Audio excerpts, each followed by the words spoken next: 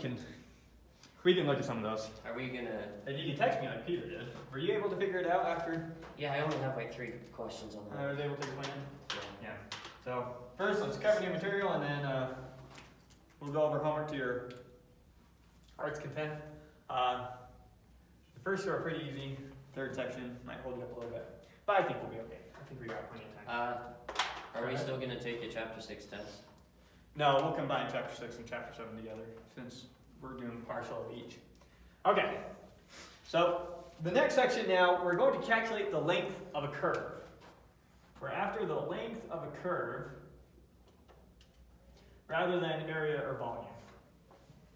Maybe I did have that line there. I don't know. Isn't that just distance formula? Distance formula. The length. How do I calculate the length of this curve? It's not just the distance between here and here. The distance formula from this point to this point gives me the straight line distance between them. Well, don't you just do the distance of every little tiny interval, add it up? Yeah, but that gives me an approximation, right? So Oh, I see. we're ultimately going to be taking an integral. You've already got the right idea. Okay. So I'm trying to calculate the length of this curve. We don't have formulas for calculating lengths of curves. I know how to get the distance between 2 points, though, right? The straight line distance between 2 points. That's just Pythagorean Theorem, Yeah. right? So that's what we're going to do to approximate the length of this curve. I can just pick a bunch of points, and I can calculate the straight line distance from here to here, and then add to straight line distance from here to here, straight line distance from here to here, straight line distance from here to here, straight line distance from here to here, and that will give me an approximation. And as I use more and more intervals, my approximation gets better and better and better and better and better. Yeah. So I need to add up all those approximations. So what are all those approximations? So I'm going to call the length of each one of these things a delta S. So this right here is going to be delta. Is this not the one I was using before? One of these black markers is good.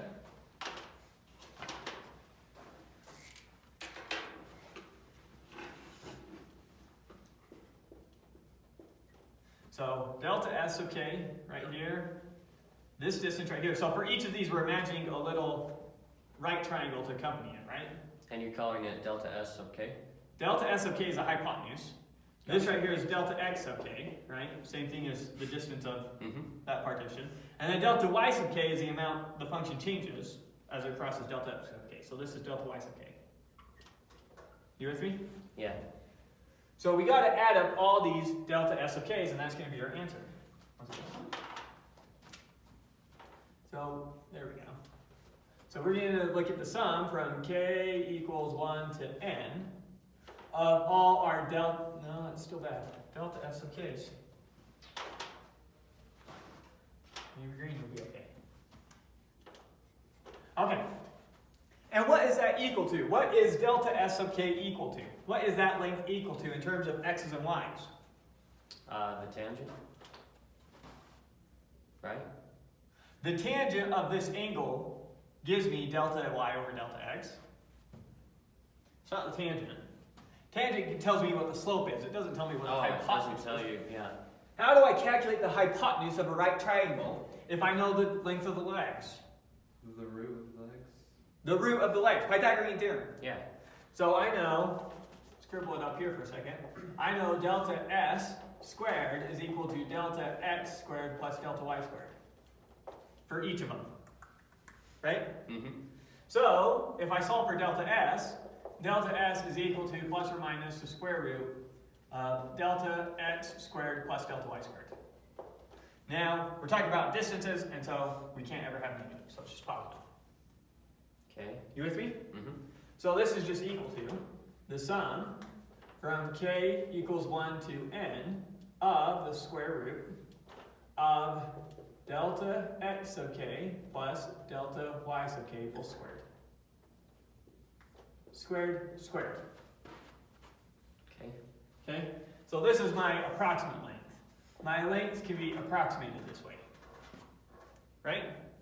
Now, if we take the integral of these, so as our delta x's all go to 0, as my partition gap goes to 0, then our approximation becomes perfect. Right? And so the exact length is then going to be the integral from, we'll leave the endpoints off. In this case, we're going to do it in the x direction, but you could also do it in the y direction. We'll pretend we're doing it in the x direction for a second. You with me? in the x direction from A to B of, instead of our delta s's, it's going to be ds. Right? Okay. ds is when it gets arbitrarily small, and that replaces my delta y with a dy and my delta x with a dx. So it's L is the integral from A to B of ds, which is the same thing as the integral from A to B. What is ds equal to? That's equal to the square root of dx squared plus dy squared. Okay. Now, our question is, we can't take the integral, we can't calculate the integral yet because we need either a dx right here or a dy right here, right? Mm-hmm. In our case, I said we're going to do it in the x direction, so in our case we want a dx right here. So I need to factor a dx out of the square root. How do you do that? How do I do that? Because this doesn't have a dx. I'm going to multiply this top and bottom by dx squared, and then I'll factor out a dx. Okay. So that's the whole trick to it. So the integral from A to B of the square root of dx squared plus dy squared times times dx squared all over dx squared. You follow me on that? Mm-hmm. Just multiply this term top and bottom by dx squared. Now, from the numerator, I can factor out a dx squared and a dx squared. So I can factor dx squared out from the numerator and then pull it outside the square root. And it gets rid of my square, and it just leaves a dx. So this is equal to the integral from A to B. Is that green showing up okay? Mm-hmm. Okay. Of the square root of 1 plus, so I factor out dx from this, leaves me with just a 1 when I pull out the dx squared, right? I'm confused how that works. Okay, let me write it one more way and then I'll write it how I was going to, and I think you'll have it.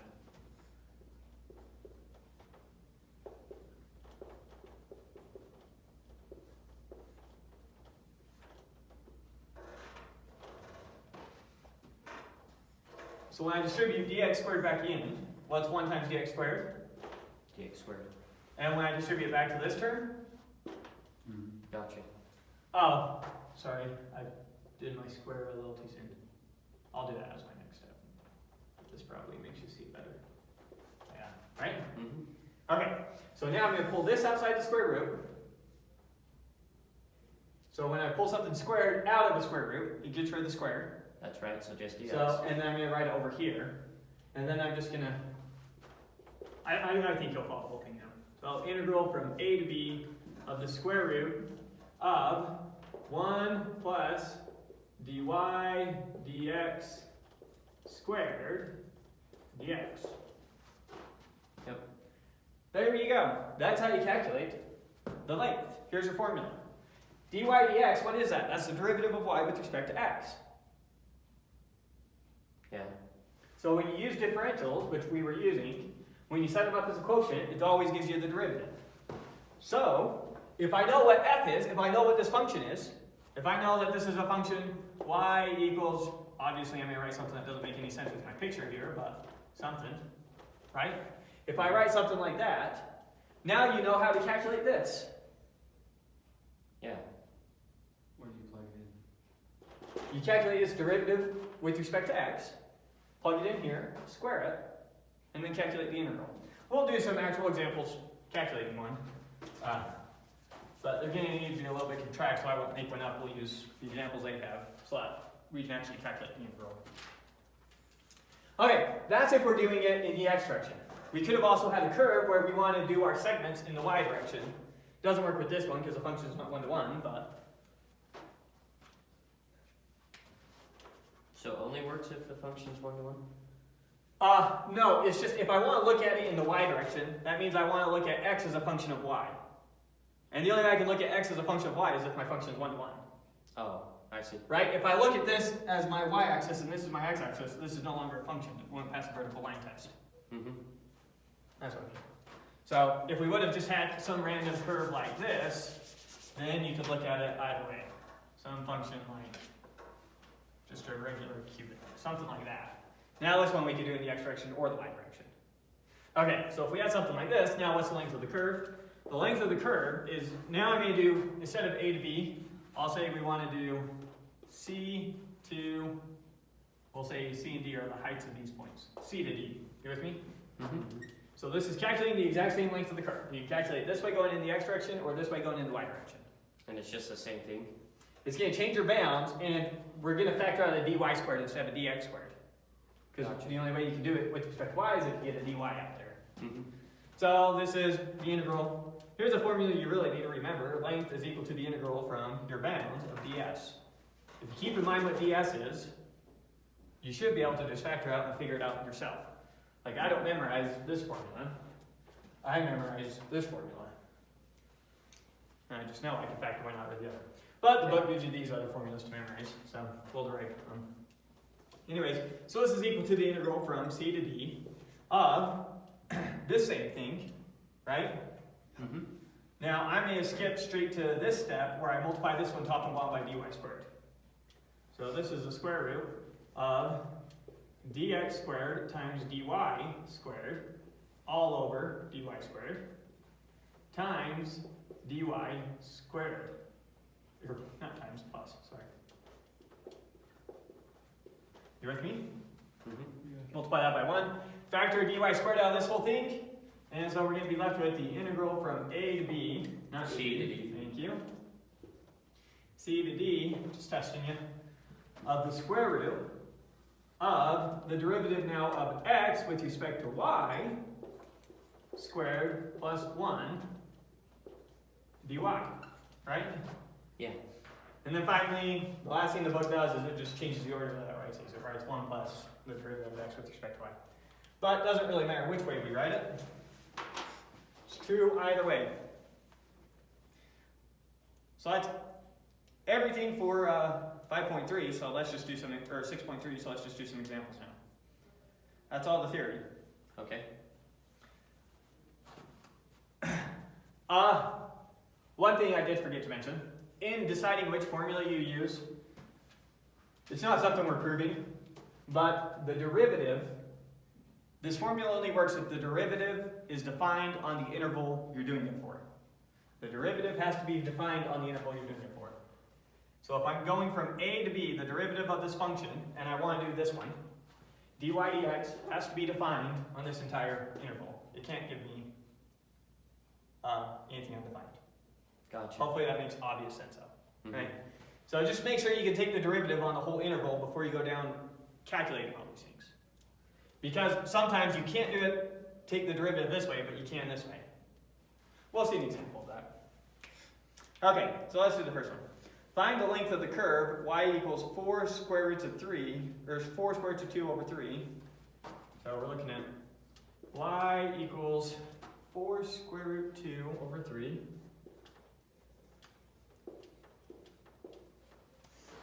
Times x to the 3/2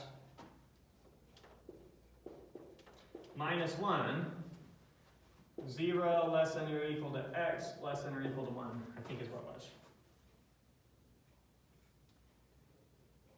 Yeah. Okay. Draw a really rough picture of what this thing looks like.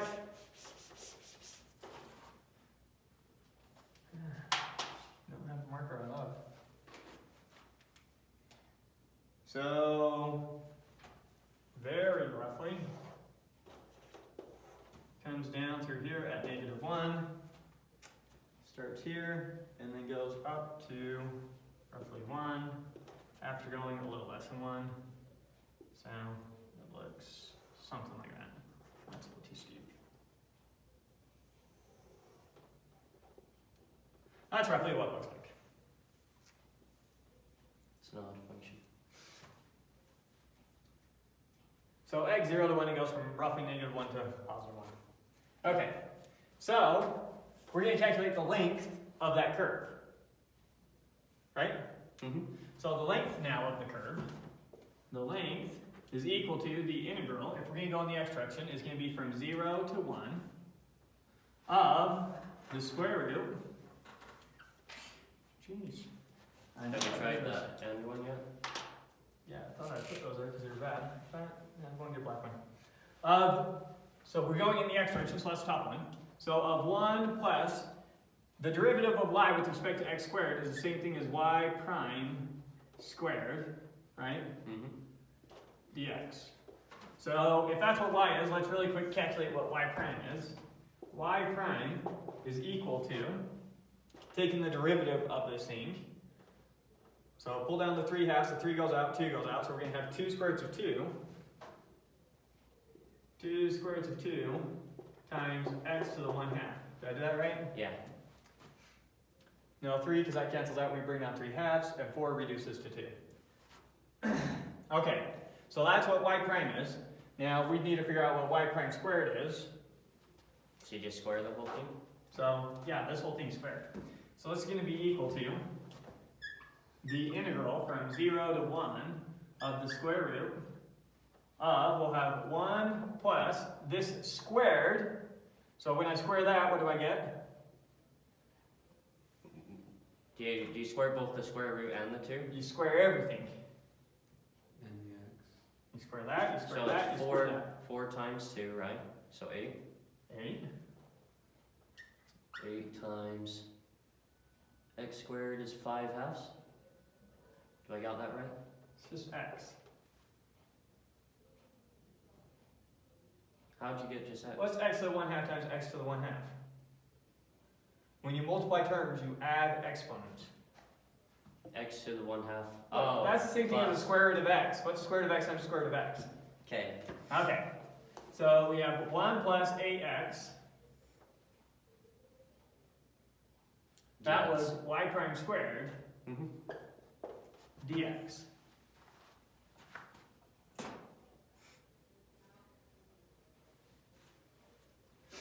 Okay. So now we've calculated integrals like this 100 times. What are we going to use? But, The u substitution. A u substitution. yep. And what do you naturally want to call u? 1 plus 8x. 1 plus 8x. So if I do u is equal to 1 plus 8x, du is going to be equal to 8. Just 8. dx. 8 dx. 8 dx, sorry. Yeah. 8 dx. So when I substitute out for dx, I need 8 dx, so I'm going to need a 1/8 as well. So this is going to be equal to Then you're, okay. 1/8 the integral, we'll leave our bounds off for a second, of the square root of u du. You follow all that? Du is the same thing as 8 dx, so I multiplied this top and bottom by 8. Here's the bottom one, and then 8 dx got replaced with du. Yep. Good? And rather than writing a square root of u, just to help you think, we'll say u to the 1 half. I don't know why I did parentheses. Okay, so now change our bounds, Yeah. right? Yeah. Change our bounds or substitute back in x's when we're all said and done, but let's just change our bounds. So when I plug in 0, what do I get? 1. And when I plug in 1, what do I get? 9. Right? So now this is equal to 1/8 times 2/3 u 3 halves. 2/3 u to the 3 halves, evaluated from 1 to 9, which is equal to 1/8. When we plug in 9, what do we get? 27 times 2 divided by 3 So 27 divided by 3 is 9 times 2. 18. Well, 18. Oh yeah, 18. Did we mess something up? Nope, you got it. Okay. 18 minus 1. 18 minus 2/3. Oh, 2/3. 2/3. Okay? And so that is going to be equal to 12. Right? Oh. 12. 17 and 1/3. So 3 times 18 is what? 54. So 52 over 3. 52 over 3 times 8 is 24. Is that right? 3 times 18 is 54. Minus 2 gives us 52 over 3. But then times 1/8 gives us 52 over 24. Yeah. So, and let's reduce it. So that's the same thing as, let's see, 26 over 12, which is the same thing as 13 over 6. 13/6. Let's check that with the author. 13.6. So that's the length of the line. That's the length of the line. So if you were to do the distance formula from this point to this point and calculate that distance, so if you calculate the distance from here to here, you would get roughly, just using the distance formula, you'd get roughly 2.14. And if you look at decimal approximation of this, this is roughly 2.17, so slightly longer. And that's way more accurate, right? Or that is it, right? That's the length of the curve. This is the distance between the 2 points.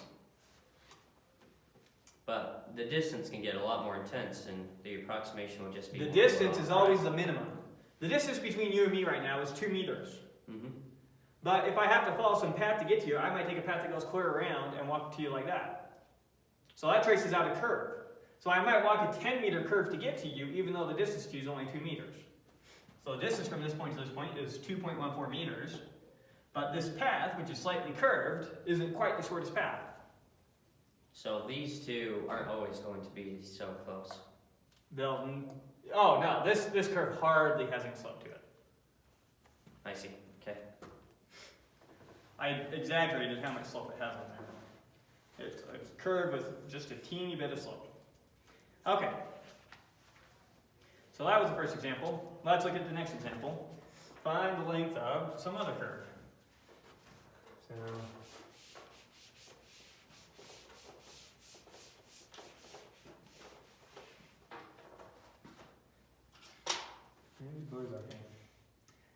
our next curve is y equals x cubed over 12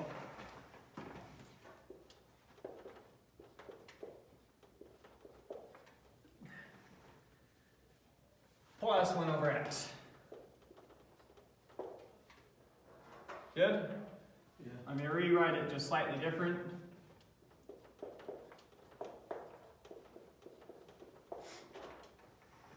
Okay, that helps. Probably weren't there. Okay, so now let's figure out what y prime is. Oh, what's my interval? 1 to 4. Yeah, that's right from. So this is from 1 less than or equal to x less than or equal to 4. Right? Mm-hmm. So now y prime is equal to, when we bring down the 3, that's going to cancel out, leaving us with just 1/4. 1/4 x squared minus x to the minus 2. Right? Y minus x. Bring down -1, Oh, I see. subtract them. Mm-hmm.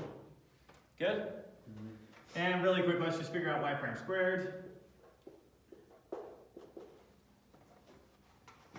So we have this term times this term. That's going to give me x to the 4 over 16. That's this times this. Yeah. This times this is going to give me negative 1/4. Because the x squared and the x to the negative 2 multiplied together gives me 1. I'm lost. Okay. I'm sorry. I'm going to change how I write this just a tad. Same thing, right? Mm-hmm. Yeah. What's this times this? X squared cancels out top and bottom. Oh, you're just left. Let me write it one more way in case maybe this will help. X squared over 4. Okay. What's this times this? 1/4. 1/4. 1/4. And then you need to multiply by the whole thing, including the negative. So minus 1/4. Okay. So when we do this times this, that's minus 1/4. When we do this times this, that's minus 1/4. So we have 2 minus 1/4. So that's going to be minus 1/2. And then finally we have this times this, which is going to be plus 1 over x to the 4, or plus x to the minus 4. Wait, y minus 1/2?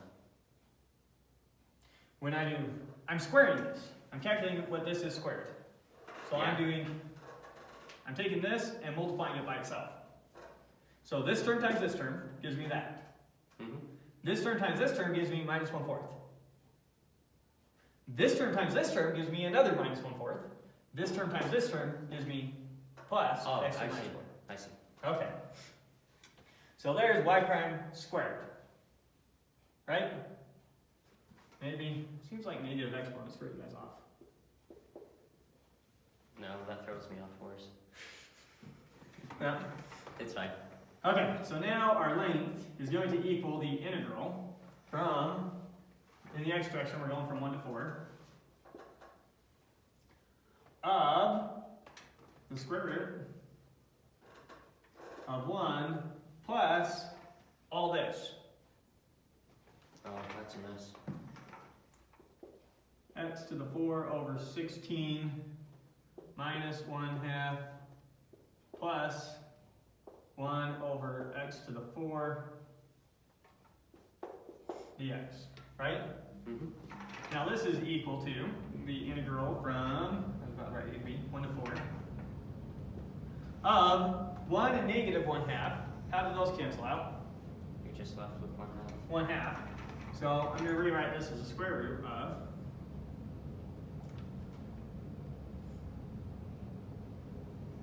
maybe if I write it this way, the next step won't seem so confusing. Rather than writing this as x to the 4 over x to 16, I'm going to write it as x squared over 4 squared Okay. plus 1/2 plus, oops, Yeah, it's that's x supposed to be squared. Yeah. Maybe you'll see where I'm going, I don't need that. Maybe you'll be able to follow this. Plus 1 over x to the 4 dx. Now we are stumped Yeah. How do you factor? because of that darn square root. If we could get rid of that square root, then we'd be fine. So we need this to somehow factor into a perfect square, Okay. which it is a perfect square. How do you know that though? So let's see if we can figure out what it is. Okay. So I need the term such that multiply by itself gives me that. So this term is going to be x squared over 4. That times that gives me that, right? Mm-hmm. Added together gives me this. Multiplied together gives me this.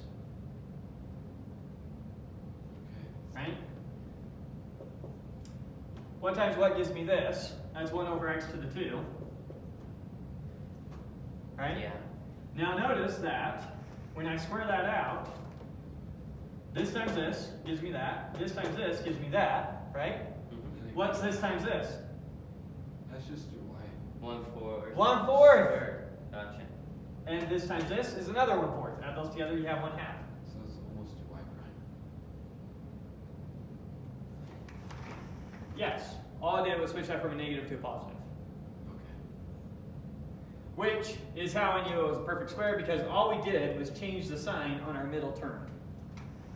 Which is just going to change this sign. I see. So, this is the same thing as, so this squared is the same thing as what's in the square root, right?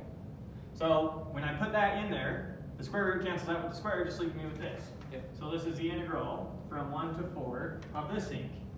1/4 x squared plus x to the minus 2 dx. You with me? Mm-hmm. Okay. And that is now trivial, right? Yeah. So this is equal to, let's see, what's the integral of the first one? Well, don't you want to take out the 1/4? No, we can't. It's not part of both. Oh, not they're part of not many anything. times. That's right. You need to fix your eye. Yeah, you're gonna have to bear with me. Alright, so that's x cubed over 12. What's the next one? X to the -3. What do I Now write x first? to the 1. Negative. Minus, minus, X to the -1. No, you're right. He's right. that's it. That's it. Yeah. Good? Evaluated from 1 to 4. Evaluate from 1 to 4. So this is equal to, look at that. This is equal to, when I plug in 4, 64 over 12. What's that? well, cancel out one of your 4s with the 4 in the bottom. So think about it as 16 over 3. Oh. Don't think about it as 4 cubed over 12. Think about it as 4 squared over 3. Okay. Okay? So that's 16 over 3 minus 1/4. 1/4 you subtract what we get when we plug in 1. 112. 12 minus 1, right? 1. Yeah. And that is our answer. So let's figure this out really quick. Since everything's going to be 12, so may as well need to do 12 anyways. Okay, so 4 times 16 is 64. minus 1, 63. or minus 3, thank you. So 61 over 12 for this term, right? Mm-hmm. Minus, No plus. ultimately it's going to be plus, okay. Plus 11 12s. 11 twelfths, which is equal to 72 twelfths, which is equal to 6.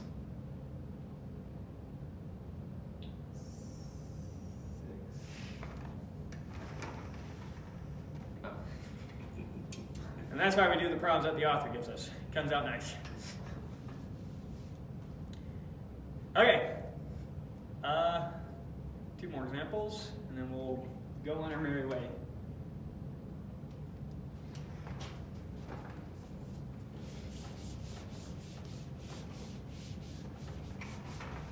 Not too bad, right?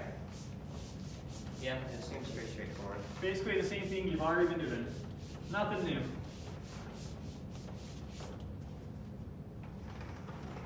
Okay, so for our next one, we are going to look at y is equal to x over 2 to the 2/3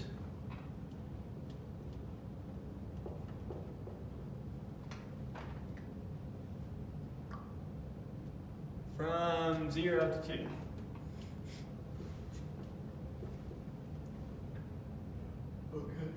Okay, we're going to get into a problem with this. Let's make sure that you see it. So, naturally, if you were the one doing this, you'd think, okay, let's go in the x direction since we have it in the x direction, right? Yeah. So you'd say, okay, y prime is equal to, calculate the derivative of this thing. It's going to be 2/3 x over 2 to the minus 1/3 times 1/2 minus 1/3. Yeah. You with me? Where's your 1/2 coming from? Derivative of the inside. Chain rule. Gotcha. Yep. Okay, 2's go out, Mhm. right? Well, doesn't really matter about the 2's. Let's just, well, let's cancel. No reason not to. Okay, so this is 1/3. But now when we have x to the minus 1/3, this to the minus 1/3, that's the same thing as 2 over x to the 1/3. Which means it can't be 0. Right? Yeah. Which means 0 is in our domain. We can't plug 0 into that. Our derivative isn't defined on our whole domain. So if we try to use this formula, we'd be plugging in 0 to that, which would be undefined, Which is a problem. which is a problem. So we can't do it this way, and so we have to do it the other way. You with me? So you have to write x with So basically we're using this formula now. Okay. We're going to write, instead of having y equal some function in terms of x, we're going to have x equal some function in terms of y. Okay. That's it. That's the only difference. So, working with this, we get y to the 3/2 is equal to x over 2, right? We'll raise both sides to the power 3/2. 3/2 cancels out with 2/3, leaving just 1. Yeah. Good so far? Okay, so we have, I'm going to write the x on this side, just because I totally like it. So x is equal to 2 times y to the 3/2. Yeah, and that's a lot more cleaner. And then x prime, or the derivative of x with respect to y, is going to be equal to, when we bring down the 3/2, Yeah, 3. we just have 3. So 3 times y to the 1/2. 1/2. And this only isn't defined when we use negative numbers. You just can't take squares of negative numbers. We're not, oh, we need to figure out what our y is. This is our x. We need to figure out our y values. How do you figure out your?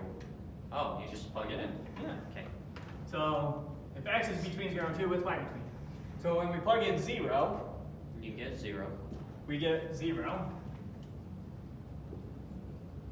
And when we plug in 2, You get 1. we get 1. Follow that?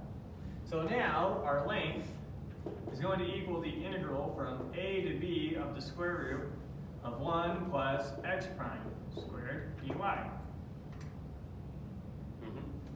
Which is going to equal, not a to b, sorry. 0 to 1. 0 to 1. Which is going to equal the integral from 0 to 1 of the square root of 1 plus this thing squared, which is going to be 9y. 9y. And now you know how to do this. What do? U substitution. U substitution, we let u equal that thing. What's du going to be? It's going to be 9 dy. Which is 1/9. So we need to multiply this top and bottom by 9. Yep. So this is going to be 1/9 the integral from 0 to 1 of the square root of u times du. Not 0 to 1. Don't you have to change your Oh, values? thank you. Change our bounds. So let's write out the formula just to help us think. So u, when we plug in 0 for y, u is 1. and when we plug in 1 for y, u is 10. perfect.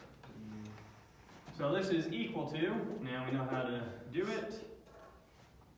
U is going to be 2/3 u, 3/2. 2/3 u to the 3/2. Evaluated from 1 to 10. Right? Huh? Oh, Remember, that's just u to the 1/2. Okay. So, this is 1/9.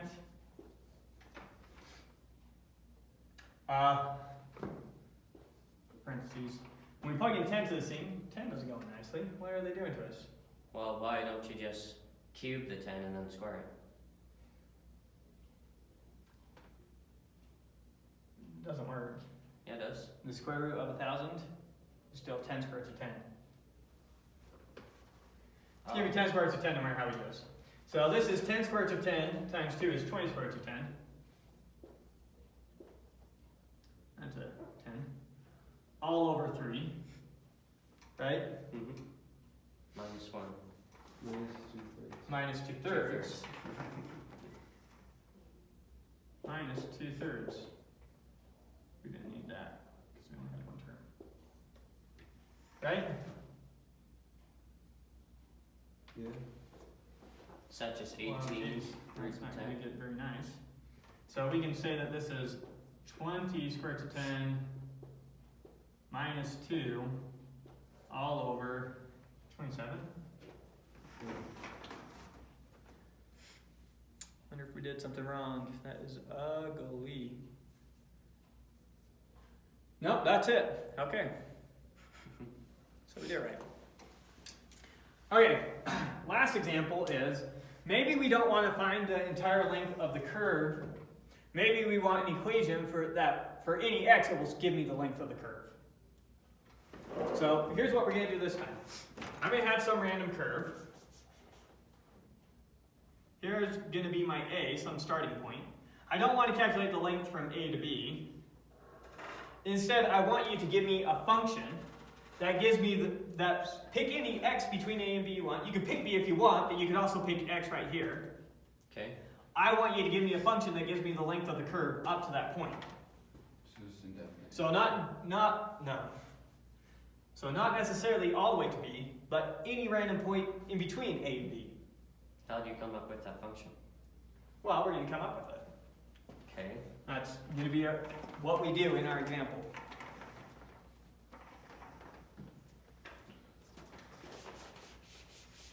But you understand what the problem's asking us to do, right? Yeah. I think so. And typically we say the length up to some point. We use s for that, so our function is going to be s of x. So first off, what is our y going to be? Find the arc length of the function. So our starting point, a, our starting point here, capital A, they're telling us has coordinates 1 and 13 halves. So let's make a half decent picture. They say look at the picture example 2, so I have to keep scrolling back and forth. Okay. Let's draw out roughly what this looks like in example 2. And then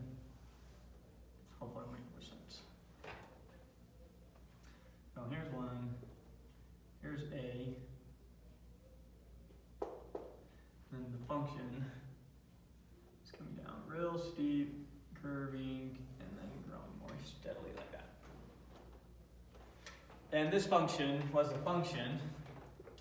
I'm going to write it as f of t here in a second. You'll see why. F of t is equal to t cubed over 12 plus 1 over t. Okay.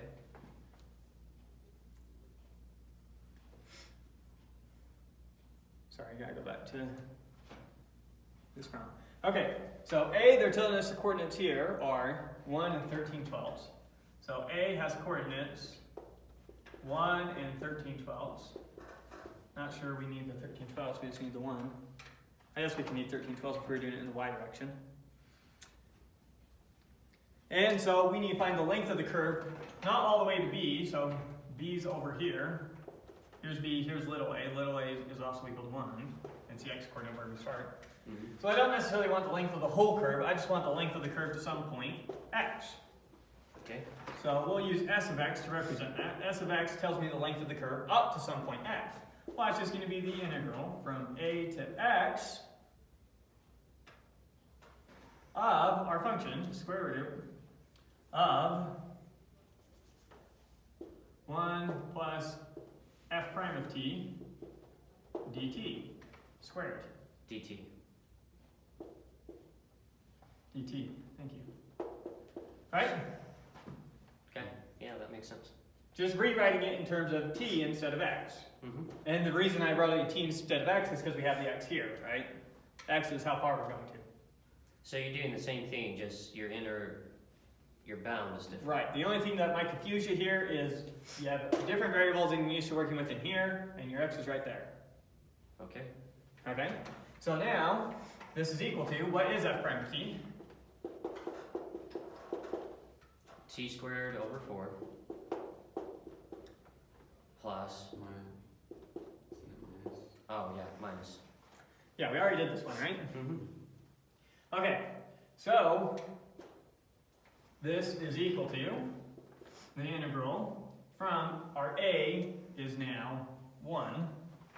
So integral from 1 to x of the square root of 1 plus, and then I need to square this thing, right? This times itself is going to give me t squared over 16, roots 2 to the 4 over 16. Oh, minus 1/2, that's right. Minus 1/4, and then minus another 1/4 is minus 1/2. And then we have plus 1 over t to the 4 dt. Okay, the 1 and the 1/2 cancel out, that's a perfect square. We're able to factor out the perfect square, gets us the same thing as the derivative, except for now with the plus sign there. So this is equal to the integral from 1 to x of t squared over 4 plus 1 over t squared. Right? You with us? Okay. Calculate that integral once again, which we've already done. This is equal to the integral of, we get t cubed over 12, right? Yep. Plus, that's t to negative. I know, it's minus t to the 1 over negative t, 1. right? Yeah. And we need to evaluate this from 1 to x. 1 to x. So this is equal to, what do we get when we plug x in? We Same get thing. x cubed over 12 minus 1 over x, right? Subtract what we get when we plug 1 in. When we plug in 1, we get 1/12 minus 1. So you get plus 11/12. So, yeah, so we'll just keep writing this way for a second. Okay. So minus 11/12, which is going to equal x cubed over 12 minus 1 over x plus 11/12. So that's our function that gives us the length up to any specified value x between a and b. Throughout the whole bounded interval, right? Throughout the whole bounded interval. So if I pick x to be 2, this plug it in there, that will give me the length of the curve up to 2. Interesting. And you can do that with any length, with any line, with any function, I mean? Yeah, as long as your derivatives are defined on the whole thing. On the whole function. However much you want to talk about up to. Oh, Right. so if you bound a function, right? And then if it you works, bound, yeah, as long as it's well defined, as long as your function's defined and you're not dividing by 0 or anything like that, then yes, this works for as far down the road as you want. Even past B? Even past b, we just knew for sure that the function was continuous and differentiable on this interval. If it's continuous and differentiable on this interval, you can do it on that interval. So as long as it's continuous and differentiable, we're fine. Okay, so that was calculating lengths of curves. Good? Yeah. Next, we're going to be calculating surface areas. Surface areas are almost the exact same idea. Before we jump into surface areas, we need to understand a frustum. You want to know what a frustum is? No. Nope. Okay.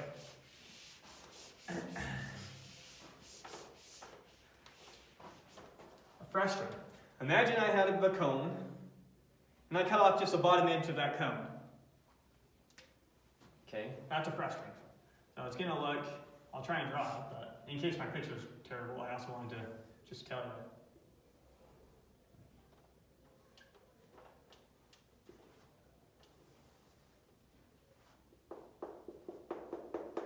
And on the inside we'll also have, yeah.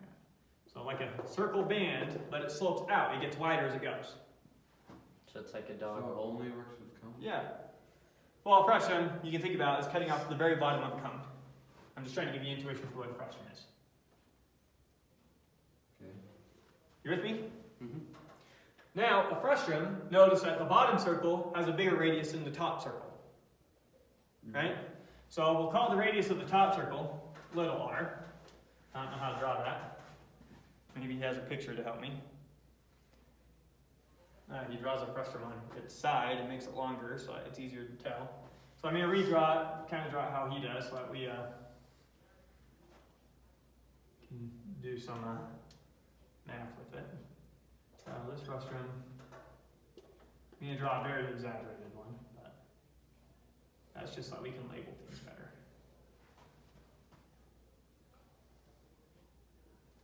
Okay, so still a frustum, right? It's getting wider as it goes. I just made it really long so that it's easier to talk about. Does this include the inside area? No, it's just a ship. Okay. So a hollowed out cone, we cut off the bottom of it. Thank you. So this is empty, it's not solid. So this radius down here, the radius of this circle, we'll call little r. The radius of this big circle, we'll call big R. Okay. You with me? Mm-hmm. Yeah. Now the question is, how do we calculate the surface area of a frustum? Wouldn't you just take big R and then just subtract the... We know how to check, if this were just a cone, how would we do it? Or not a cone, if this were just a cylinder, how would we do it? If it was just big R the whole way, It'd be height times by circle. so yeah, let's label this. Let's say that this right here is H. Okay. So if this, or we'll just call it L actually. So if this right here is L, and if this were a cone, so if it was big R and big R at both ends, not a cone, a cylinder. So if it did slope, it wasn't a frustum, but it was just a cylinder, how would we calculate the surface area of the cylinder? Circumference times It would be circumference times the height, right? Oh, that's right. Make sense? Mm-hmm. So now what about if it's a frustum? And now instead of L being the x-coordinate distance, we'll make L the length of this curve right here. So L isn't that x-coordinate minus that x-coordinate, it's the length of this thing. You see how those are slightly different? Yeah, I see. Okay, so L's the length of that thing. How then would we calculate the surface area of a frustum? 2 pi R, Which R? big R, minus Big R? small r. You've almost got it. Just take the average of the two R's and it turns out it works. Hmm? Or the R, if you just calculate what the R is at the middle, you can use that R. So it doesn't matter where? No, it does matter where. The exact middle R. Why? Why does the average work? Well, it's a geometric proof, and we're not going to prove it using geometry. It's using similar triangles. It has to do with the fact that on a similar triangle, if I take this triangle and I go half its distance down, and I look at this distance, and I go all the way down, this distance is going to be double this distance, if this is the same as this. So this length is the average of this length and this length. This length is 0, this length is 2r, so this length is 1r. I see. The middle is always half. Okay, so we want to use the middle r here. The middle r here is going to be the average of these two. How do you average two numbers? Add them together. Add them together and divide by how many you added. Mm-hmm. So times the length now. And the length is going to be on a slant. So length is going to be what we just did, right? Length is going to be what we just did. So how are you going to calculate L? You're going to take Pythagorean Theorem. You're going to take dx, dy, and use that to calculate L. Okay. Okay, so frustum. Here's the surface area of a frustum. Good? Okay, so now when we calculate surface area, I'll probably just do surface area of a sphere. It's a pretty natural one to do, and that way you know what I'm talking about in the picture. So let's say I want to calculate the surface area of a sphere. I wonder if I'd have to, in the process, use some geometric substitution. So maybe we'll just do his first example. And then we'll go over the theory and come up with the equation. I just want to give you a concrete example first. Where's example 1? 2 squared to y. Okay. So let's do an example, figure out how to do it, and then I'll give you the actual theory on how we do all this. So 2 squared to y from 1 to 2. So here's x equal 1, here's x equal 2. 2 squared to y. So we have, oops, 2 squared to x. Why do I keep saying 2 squared to y? So y is equal to 2 squared of x. And so when we plug in 1 to that, what do we get? 2. Mm-hmm. When we plug in 2 to that, what do we get? 2 square root of 2. 2 squared to 2. So somewhere up here. So the curve is going to look something like this. You with me? Okay. Now we're going to take that and revolve it around the x-axis. Right? Just the line, right? This segment. Yeah, this segment, we're going to revolve it around the x-axis. It's going to give us a weird shell-looking thing. Mm-hmm. Weird dome-looking thing, right? Gotcha. And we need to calculate its surface area. How are we going to do that? We're going to break this thing into a bunch of intervals of frustrums and calculate the surface area of all the frustrums and add all those up. Okay. So I'm going to approximate that between this point and this point, we can use a straight line, right? Mm-hmm. If we were to see the bottom of this thing, it also comes down through here. It intersects down through here as well, right? So here's on the bottom. When we intersect, it goes back through there. So that frustrum starts there. That frustrum ends here. So we're going to use a frustrum like this. It's going to be this frustrum. And we're going to calculate the surface area of the frustrum. Take that straight line and rotate around the x-axis. Why does that make it easy? Because we know how to calculate the surface area of a frustrum. We're just coming up with a way, how do we it's what we do with every integral. Isn't the whole thing a frustrum? No. Frustrums have straight edges. Oh. That is curving. Frustrums have straight edges. Okay. Does that make sense? Yeah. Yeah, otherwise we'd have to take into account the curvature. And notice this formula does not take into account the curvature. What? Yeah, it does. With L. Well, L is the length of the side. Oh, you're saying it straight this way?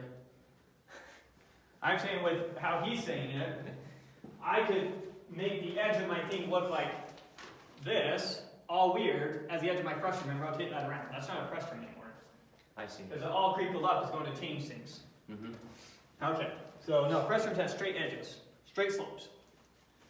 So we know how to calculate the surface area of a frustrum. So that's what we're going to do. We're going to split this into a bunch of frustrums and calculate the surface area that way. So the surface area, if we were to approximate it, is going to be the sum from k equals 1 to n of all the frustrums. what's the surface area of one frustum? It's going to be 2 pi times the average radius, or we'll just pick the middle radius at one of these points. So I'll call that r sub k. 2 pi r, we'll just use r, you understand what I'm saying. 2 pi, the radius at that point, times this length. That's the, yeah, gotcha. Times delta s. Your little r is big R plus little r over 2, right? So that right there is delta s, that distance. Yeah, just so r, we'll say the r at the middle point, we can say r sub k. That works. Okay. R sub k, and then this is delta s sub k, right? Mm-hmm.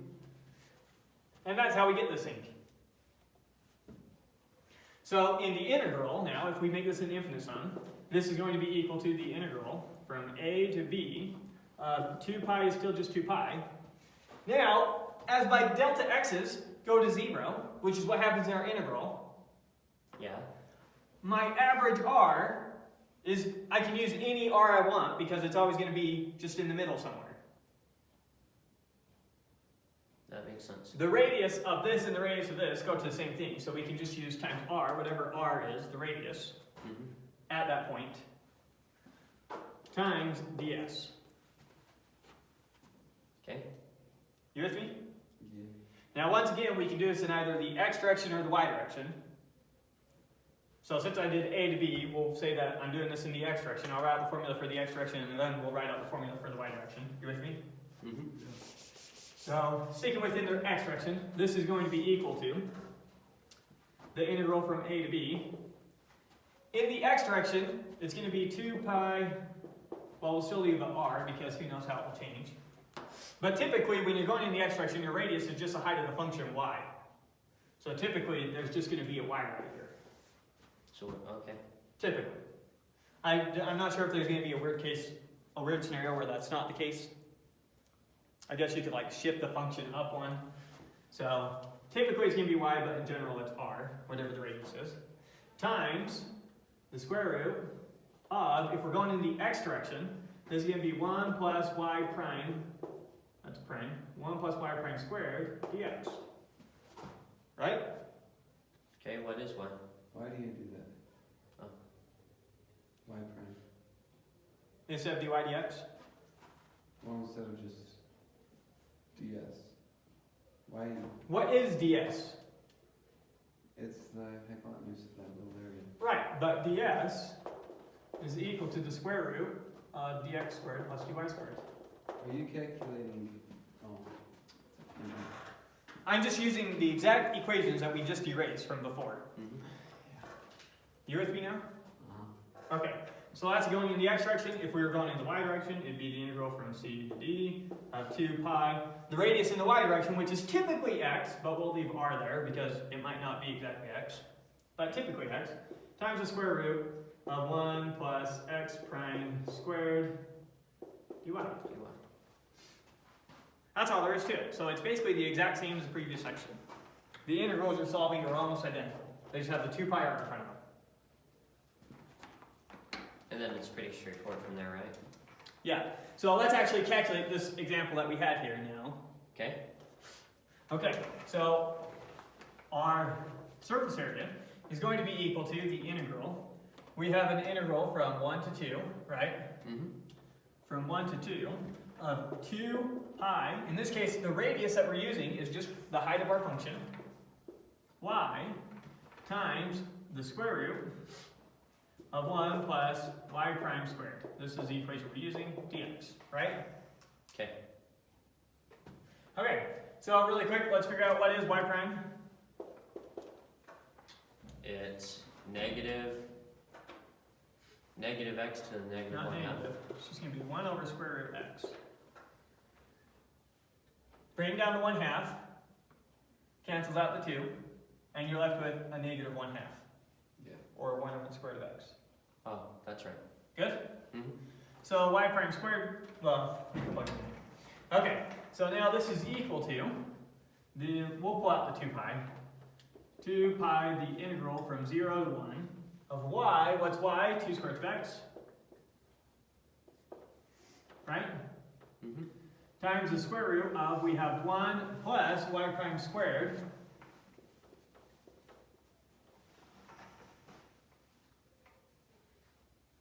Where'd your square root of x go? And then put dx there. Oh, I see what Squared. Yep. That's y prime squared. Okay, let's get a common denominator under here. Get a common denominator in our radical, and then the square root in our denominator will cancel out with that. So this is equal to, did I write 2 twice? Oh no, that 2 came from plug in y. Okay, never mind. So let's pull that 2 out real quick. So we got 4 pi times the integral from 1 to 2 of the square root of x times the square root of, we're going to get x plus 1 over x dx, right? Common denominator here. Yeah. Okay? So this is equal to the integral from 1 to 2 of, just make sure you can completely see it. I'll try getting ahead of myself. Square root x plus 1 all over square root of x dx. Okay, see that? And so now you're just left with x. Now you can Gotcha. cancel those out. So this is equal to the integral from 1 to 2 of x plus 1, we'll just say to the 1/2 to help you think about integrating dx. Okay. Which is equal to, Where did your 4 pi go? oh, thank you. Yeah, I lost my 4 pi. 4 pi, which is equal to 4 pi, which is equal to 4 pi times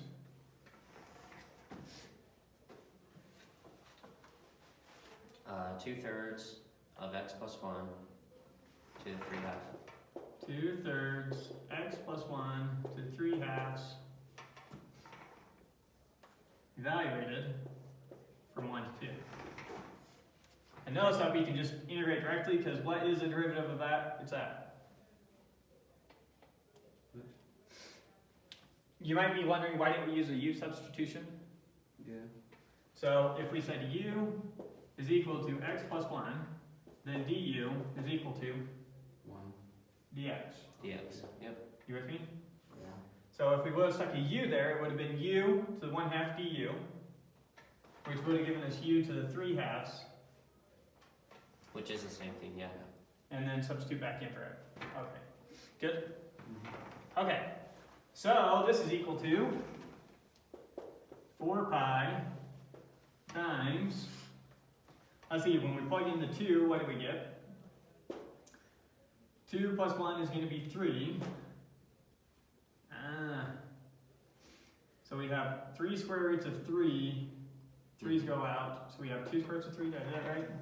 Yeah. 2 square roots of 3. Think about it one more time. 2 plus 1 is 3. Raised to 3/2 gives us 3 square roots of 3. Canceling out with the 3 at the bottom leaves us with just square root of 3 times 2 gives us 2 square roots of 3. Okay, pretty sure I have that right. Now plug in the 1. 1 plus 2 gives us 2. So this gives us 2 square roots of 2. 4 square roots of 2 over 3.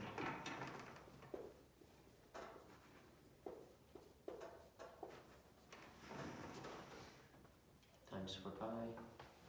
So yeah, we could leave this as factor 2 out of both those, so we'll write 8 pi in the front. And then multiply this one top and bottom by 3 to get a common denominator. So we'll say 3 square root of 3 plus 2 square root of 2 Mm-hmm. all over 3. See what the answer is?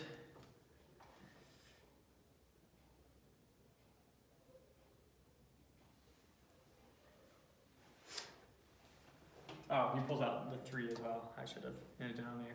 He has 8 pi thirds times 2 square roots of 3 plus, oh, minus 2 square roots of 2. Minus what you get when you plug in 1. No. Minus. Can't believe we missed that. Okay.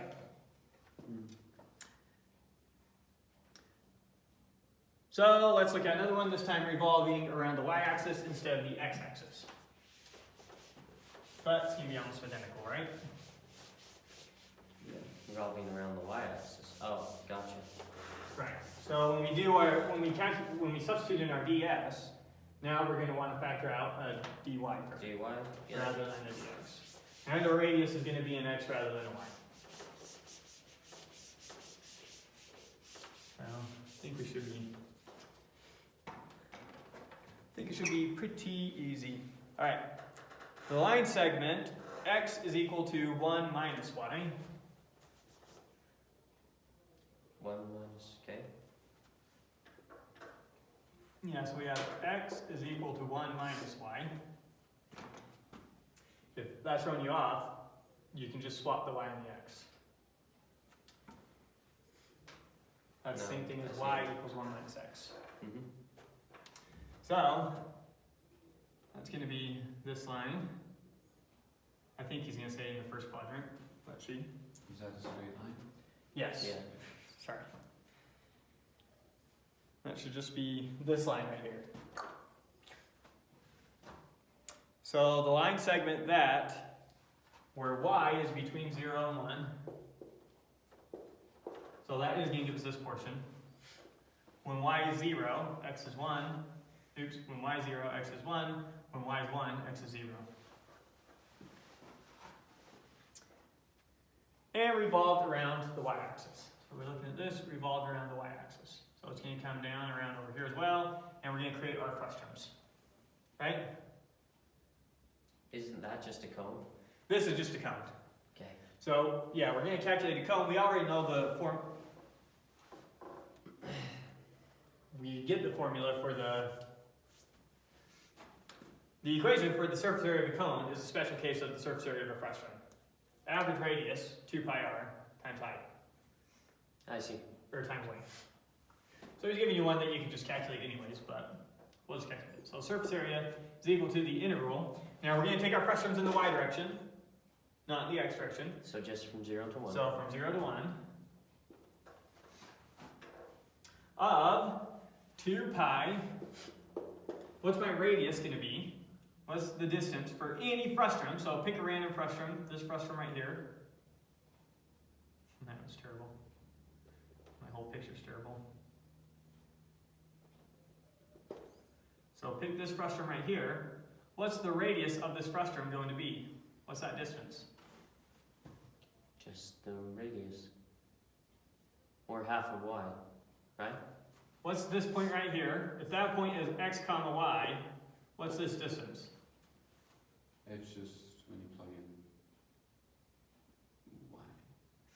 It's just x. It's x, which is what you get. I'm confused. The distance from the y-axis to a point on a function is just that function's x. Okay. Okay. So the So our radius radius is just x. When we're rotating around the x-axis, typically our radius is just y. When we're rotating around the y-axis, typically our radius is just x. I might have said that wrong, but I think you understood me. Yep, Yeah. I got it now. Okay. So 2 pi r times ds. Which ds are we going to use? We're going to use the ds that spits out a dy. That's right. So it's going to be the square root of 1 plus x prime squared. That's prime squared dy. It's X prime is just 1 though. Right? What's x prime? negative 1. Negative 1. Oh. Okay. Well, negative 1 squared is just 1. Still just 1. Okay. Okay. So this is equal to the integral from 0 to 1. Let me pull out the 2 pi. 2 pi integral from 0 to 1. X is 1 minus y. Times. Negative 1 squared is 1. 1 plus 1 is 2. So square root of 2. Square root of 2, yep. dy. Times dy. Which is equal to, we can also pull the root 2 out. So I'll say 2 square root of 2 pi times the integral of 1 minus y dy evaluate from 0 to 1. And now we can do that real easily. Mm-hmm. So we have 2 square root of 2 times pi times, what is it? Y minus y squared over 2. Perfect. Evaluated from 0 to 1. Obviously, when we plug in 0 to 0, so we just got to plug in 1. So this is equal to, let's see, when we plug in 1, what do we get? We get 1 minus a half is a half. Yep. So we have a half times 2 goes out, so we get square root of 2 pi. That's pretty easy. Yeah, I think that these problems in general are going to be easier to integrate because the author is going to give you problems such that the messy stuff on the inside cancels out with the stuff on the outside, so it's going to come out nicely. Okay, so that's surface area. Okay. So now we're going to talk about inverse functions. Inverse functions. How many of you have come across inverse functions before? Is this 7.1? Yep, 7.1. Inverse functions. You know what an inverse function is? No idea. And Jeremy has the excuse. Peter doesn't. It was a huge part of discrete math. Inverse functions. Take a function, swap the x's and the y's. That gives you its inverse. Yep. What? I'll give you a quick example. So let's say f of x is equal to x squared plus 1. With me? Mm-hmm. So then y is equal to x squared plus 1 is another way that we can write it. With me? Yeah. Swap your x's and your y's.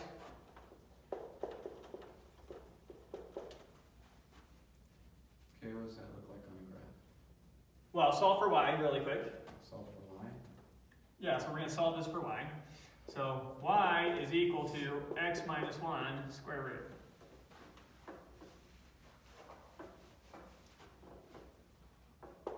Plus or minus. Okay.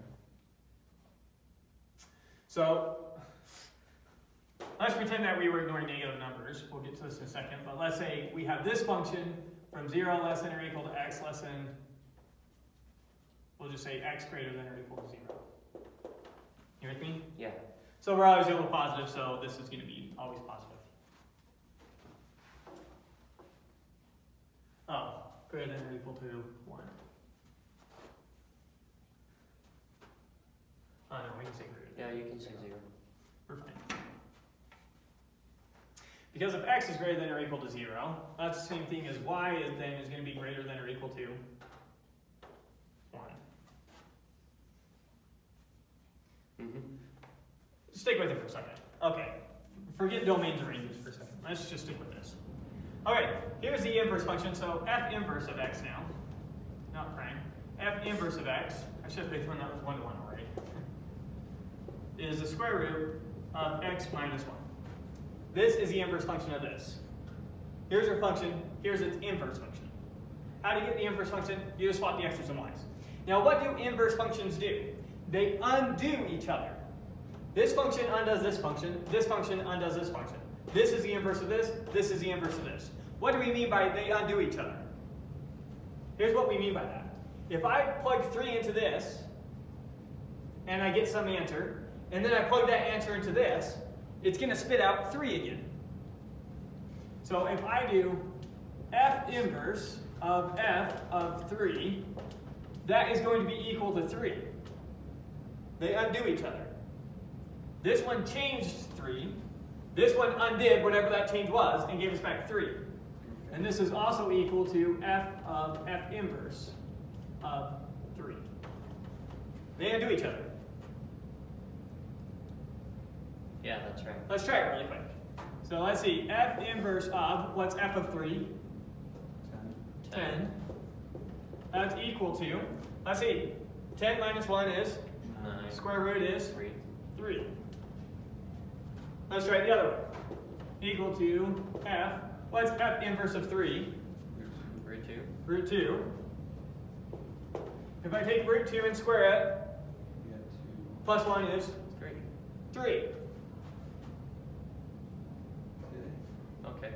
And in general, f inverse of f of x is going to equal what? X. Just x. which is always also going to equal f of f inverse of x. Let's try that. Let's plug f of x into f inverse of x. Okay. So that's going to be f inverse of, what's f of x? Oh, f of x is this one. F inverse of x squared plus 1, right? Mm-hmm. Which is going to be equal to, that's the square root of x squared plus 1 minus 1. Which is just the square root of x. Which is the square root of x squared, which is just x. x. You see that? Mm-hmm. Which is equal to, let's do it the other way, we're looking at f of f inverse of x. Oops, what's f inverse of x? F inverse of x is square root of x minus 1. With me? Mm-hmm. Yeah. So I'm taking that, plugging it for f. So what is this squared? Just x minus 1. Just x minus 1 plus 1. Which is x. Just x. You see that? Yeah. So that's a property of inverse functions. They undo each other. That's one way to think about inverse functions. They undo each other. Let me actually find the inverse function on here. So what does this have to do with integrals? We're going to learn how to calculate the derivative of an inverse. We're moving to derivatives for a second. Oh, okay. Intuition for what an inverse function is before we dive into this a little bit more. What does an inverse function actually look like? So if this is my function, and I want to look at its inverse is a reflection across the line y equals x. If I take this function and I reflect it across that line, which would be something like this, this is what the inverse function would look like. If this were f of x, then this would be f inverse of x. I see. It's an even function. Huh? What if it's an even function? How do you reflect it? An even function can land, well, you just swap the x's and the y's. That's what you do. Notice that that's what we did here. Notice that this point right here, this went through the point. That's the point, we'll call it 0 in the x and a in the y. Okay. That's this point. So then this point right here is the point a comma 0. It's what you get. Take all the points of this function and swap their x's and y's and replot them. Okay. And that's what this is. That's what we did in our equation, right? We switched the x's and y's. Can they ever cross? Yeah, they might cross, that's fine. I just drew it so it's easy to see. I'm not going to draw one that's hard to think about. Yeah. But just to make sure we're completely on, let's pretend that this was negative 10, and this was a point 1/2. So if that's negative 10 and that goes up 1/2, this would be the point negative 10, 1/2, right? Yeah. That means over here at 1/2, we're down here negative 10. So this would be the point 1/2, negative 10. If xy satisfies this, then yx satisfies this. Okay. They're the exact same function, just swap the x's and y's. Make sense? Okay. Intuition for what it is. Now, not every function has an inverse function, and we accidentally gave you one here that doesn't have an inverse. So let's see when we don't have an inverse, and we need to be careful. This has an inverse if we restrict the domain. We need to restrict the domain, otherwise we don't have an inverse. So let's see why really quick. So let's do exactly what Jeremy was talking about. Let's look at an even function like a parabola. There's a parabola. With me? Mm-hmm. If we were to swap its x's and y's, that thing would look like this. Roughly speaking. You with me? Which isn't a reflection. Which isn't a function. It's the reflection, it's just not a function. It doesn't pass a vertical line test. Oh, I see. Right? If this is my point A, and we call this function right here g of x, what's g of a? Is it this value or is it this value? That's right. It's not a function. So if we would have restricted our parabola to just the right-hand side, then when we did its reflection, it would have just looked like that. So let me redraw the picture only using the right-hand side of the parabola to help you see it. So if we would have restricted ourselves to just the right-hand side of the parabola, Then when we talk about its inverse, that's going to look like the square root function. Right? Oh. If this one right here is f of x is equal to x squared, then this one right here is g of x is equal to square root of x. This is the inverse of that. They undo each other. And it's a reflection across y equals x. So if your function, so how do we know if our function has an inverse? How can you tell if your function has an inverse right out the door? When you swap the y's and x's, it doesn't pass the vertical line test? Right, so if I ask you, does this function have an inverse, what's your answer? No. No. If I ask you, does this function have an inverse, what's your answer? Yeah, maybe. Yes, it does. If we were to reflect that thing, it would only have one point. So we say if it passes the horizontal line test, if a horizontal line only intersects it once, then it does have an inverse. Okay. If you flip it, it will pass the vertical line test. If it passes the horizontal line test, then when you flip it, it will pass the vertical line test. So is it like flipping it? What do we do when we flip it? Here's one way to think about it. Imagine I grab the y-axis and I rotate it. So you with me so far? Rotate it 90 degrees. Yeah. Now flip it over like that. That's what we do. Okay. That make sense? Mm-hmm. So the one rotate makes this horizontal line vertical, and then reflecting everything across the x-axis doesn't change. It just flips the picture. But the vertical line stays the vertical line. Make sense?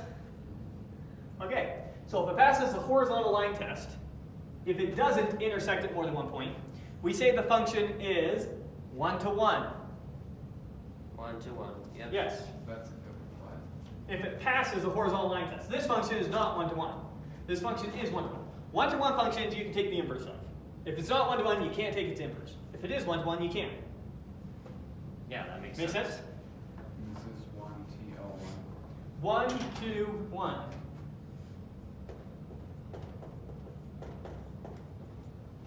And we'll make sense of what the 1 to 1 means now, right now. How do I know when it's a function? I know it's a function if every input gives me one and only one output. I can't have an input gives me two outputs or it's not a function, right? If every input gives me one and only one output, it's a function. If every output comes from one and only one input, it's a 1 to 1 function. This function is not 1 to 1 because notice one of my outputs here is 9, right? Yeah. And I get 9 from 3, and I get 9 from negative 3. So I have one output coming from two different inputs, not 1 to 1.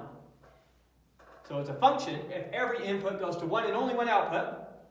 It's a 1 to 1 function if every output comes from one and only one input.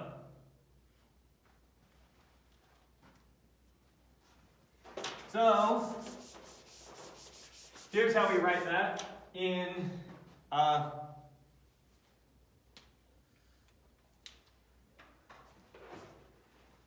if your outputs are the same, so we'd say if f of x2, f of x1 is equal to f of x2, that implies x1 is equal to x2. Yep. If this being true implies this is true, your function's 1 to 1.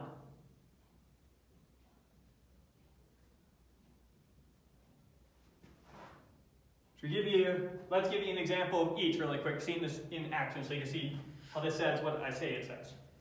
So let's say first off that your function is x squared, right? Now I know that f of negative 3 is equal to f of 3. Does that imply that negative 3 is equal to 3? No. No, so it's not 1 to 1. So it's just. So it's if the x1 and x2 is the exact same thing. That's when it works. Right. If the outputs are the same, the inputs have to be the same. It's 1 to 1. Now we can rewrite this one more way using the contrapositive and logic.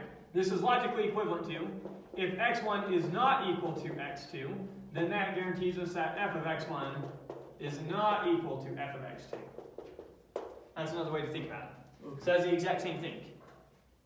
Yeah. Good? Mm-hmm. I'm just starting to ring some discrete math bells. It's getting there. Going back, doing all your proofs, proving that a function is one-to-one, or on-to, or bijection. Mm-hmm. Okay.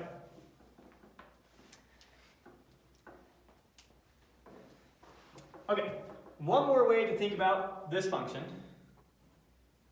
If f takes inputs and turns them into outputs, f inverse takes outputs and turns them into inputs. Okay. Mm-hmm. That's one more way to think about it. That's neat. Okay, so let's start with some examples now and see if we can wrap our heads around everything is the same. Some functions are one-to-one on their entire natural domain, other functions, blah, blah, blah. F of x is equal to the square root of x is one-to-one on any domain of non-negative numbers. Yeah.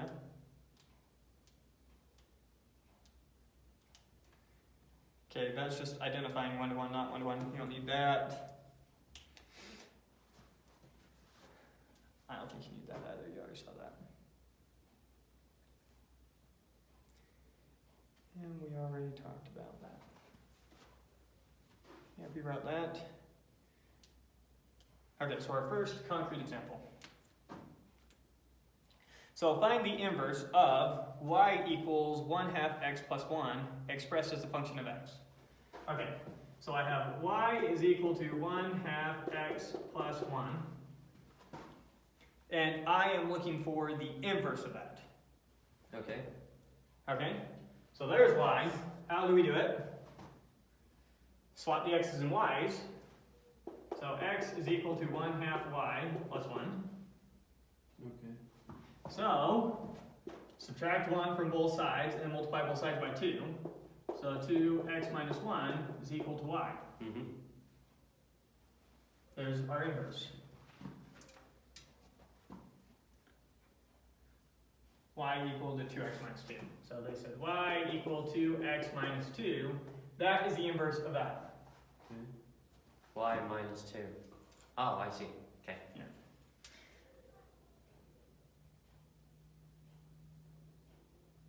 And then they go through showing that if we do this function, then this function that's the same as doing this function, then this function, which is the same as x squared, did that. They just show that this is true for that specific case. I don't think we need to do that. Unless you want to see it. I'll take your word for it. Okay, so now find the inverse of y equals x squared, where x is greater than or equal to 0. Well, we've also already done that, but what the heck. So we have y is equal to x squared, where x is greater than or equal to 0. Notice that this is only one-to-one where x is greater than or equal to 0. Yeah. Okay, perfect. So, y is equal to x squared. So we have x equal to y squared. So we have y is equal to plus or minus the square root of x, but it's just going to be positive version of the square root of x, because y is always positive.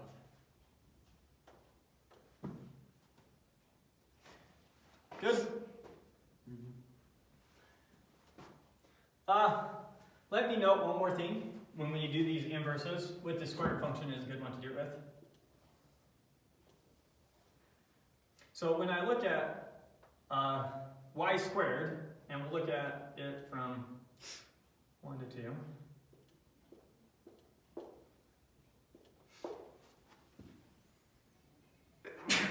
Okay. So y equals x squared. We're just going to look at it from 0 to 1. So here's its domain. We're just going to look at when they're restricted domain 0 to 1. Then that's going to look something like this, right? And notice, what's its range? Its range is 0 to 4. You kept saying 0 to 1. Oh, sorry, 0 to 2 here. Okay, yeah, thank you. Correct me if I say the wrong words. 0 to 2 here, 0 to 4 here. You with me? Mm-hmm. So now if we look at its inverse function looks like this, right? Roughly. Notice its input is 0 to 4 and its output is 0 to 2. So the inputs of your function, if we call this f of x, the inputs of your function become the outputs of your inverse function. And the outputs of your function become the inputs of your inverse function. Make sense? Yeah. So since I knew that x was always greater than or equal to 0 here, then I know y is always greater than or equal to 0 here. Okay. So I know we don't have a negative case. Does that make sense? Domain and range is always switched too. The domain and range always switch. Yep. You're taking the inputs of one and making it the outputs of the other, and the outputs of one making it the inputs of the other. Does that line you're drawing underneath it mean do the inverse, or is that just for you? When you did y equals x squared. Oh, I'm just drawing a line to say we're finding it now. Okay. So I'm just marking, here's what we start with, just because we have such a mess on the board. Yeah. Okay, so yeah, that line means nothing. Okay, so here's our inverse function of that function. Make sense? Mm-hmm. All right. So now, the derivative of an inverse function. That's what we're really after here. Derivatives of inverse functions. Inverse functions you technically should have already come across. But even if you didn't, okay. Now you've come across it. So now let's look at some point, erase the coordinates here. So here's our regular function, here's our inverse function. So let's look at the slope of our function at some point A, B, right here. The slope of the function there. And we're going to compare that with the slope of the function at BA on this thing. So this is coordinates A, B. Then the coordinates of this thing right here are coordinates B, A. You with me? Mm-hmm. How does the slope here compare with the slope here? So let's think about what the slope at this point is. How did we approximate the slope at this point? We approximate the slope at this point by doing the rise over the run, right? Yeah. Or the change in y over the change in x. So if we want to approximate the slope at this point, then we would have done something like, let's just call it x naught and y naught, x naught and y naught, just to keep it with stuff that we've seen before. So I'm calling this x naught, I'm calling this y naught. And so now this is the point y naught comma x naught. And this is x naught comma y naught. Okay, so to approximate the slope at that point, we did y minus y naught over x minus x naught. And we took the limit as x gets closer and closer to x naught. Right? Yeah.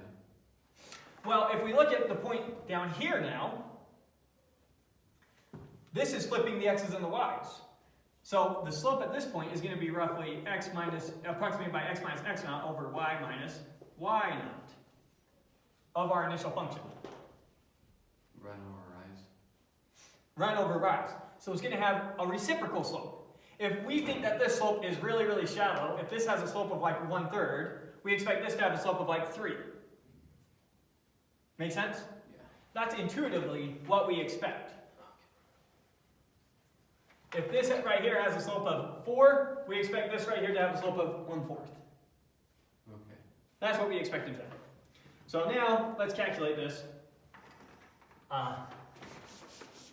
Let's solve what the derivative of an inverse function is at a point. So,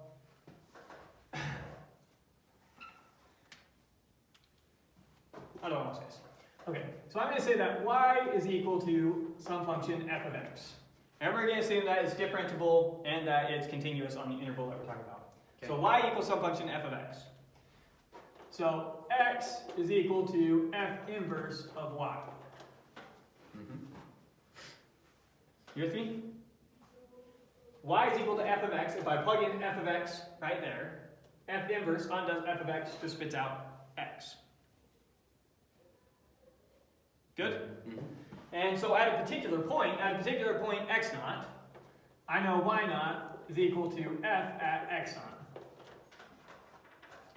Okay. Or I could say x naught is equal to f inverse of y naught, however I want to say it.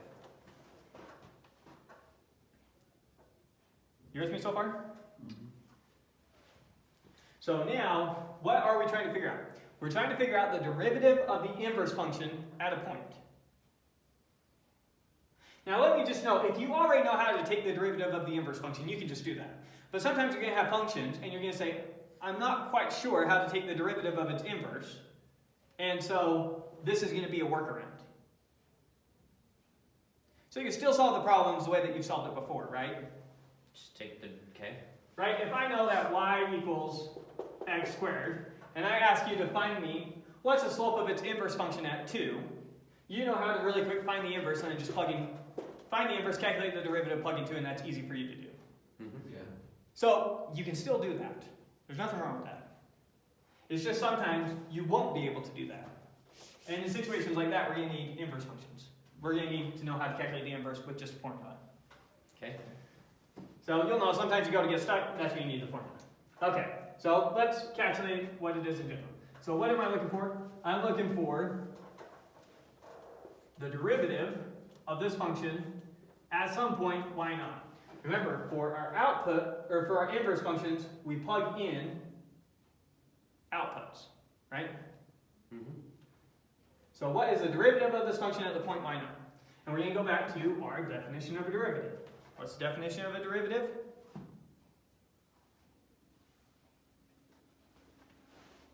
It's going to be the limit as, if we're saying at y naught, then it's going to be the limit as y approaches y naught of our change in height over let me just write this out completely, just in case it's running off in any way. F prime of y minus f inverse of y naught all over y minus y naught. Definition of a derivative. Yep. Is that ringing bells? Yeah, and then you had your height one, and you can convert it to h, right? I mean, we're not going to do it here, I'm just saying. Oh yeah, we could have also done the limit as h goes to 0 and written this as y naught plus h, and that is y naught, and then wrote it over h. Gotcha. Yep, those are equivalent ways of doing it. Okay, this is equal to, this is still the limit as y approaches y naught, of, what is f inverse of y? F inverse of y is just x. X. Minus X naught.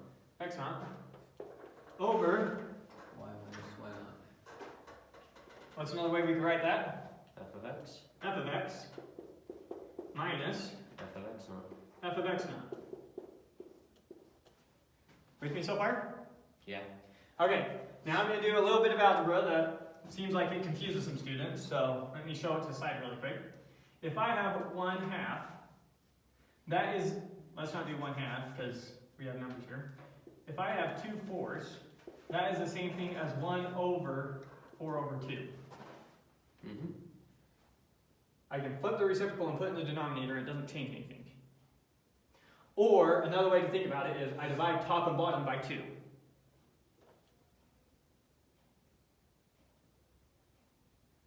Two divided by 2 is?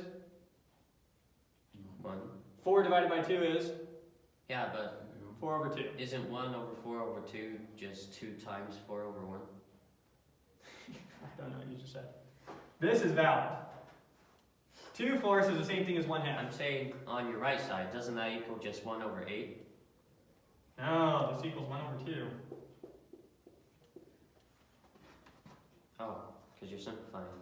Okay. They both equal 1/2. Okay, so that's what I'm going to do here. I'm going to divide top and bottom. I'm going to divide the top by x minus x naught. I'm going to divide the bottom by x minus x naught. And the top is going to leave me just a 1.